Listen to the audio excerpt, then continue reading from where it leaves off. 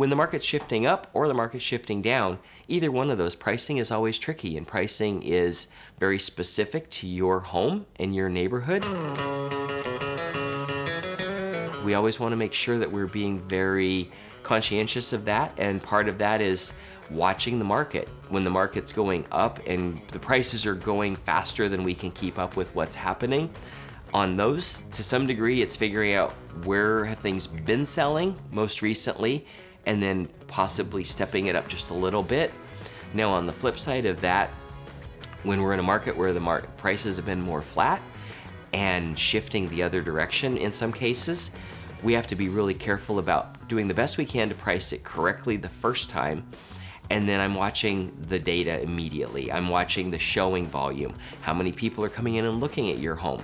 How many people are inquiring about it? Are we getting offers? Are we not getting offers? If we're not getting any showings at all, we've missed the price point, and we need to be correcting that price sooner than later.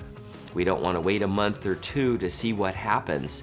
If we know we're not getting any showings, we need to get that price corrected, and corrected quickly, to make sure that we're getting people in the home to make that decision. Sometimes that's a hard conversation to have, to say, hey, you know what? Based upon what was happening 3 months ago, this was the price, but the houses now are not selling for that same price. They're slightly lower than that. With most people, if you bought the home many years ago, this price that now feels like it's not nearly as good, frankly, if you look at the appreciation from the time you bought the home to the place you are now, generally speaking, we're still in a really good place with really good market appreciation.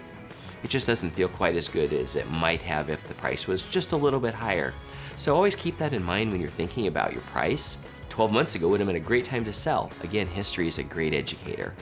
But if we don't have the benefit of, we can't go back and put it on the market then, we can work with numbers today. We can look at the market today and make that decision to say, here's where we should be.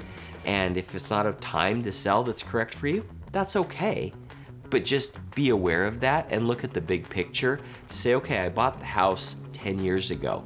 I paid X number of dollars for the house. It's still appreciated from that point till now, average 9% per year, or whatever the number might be.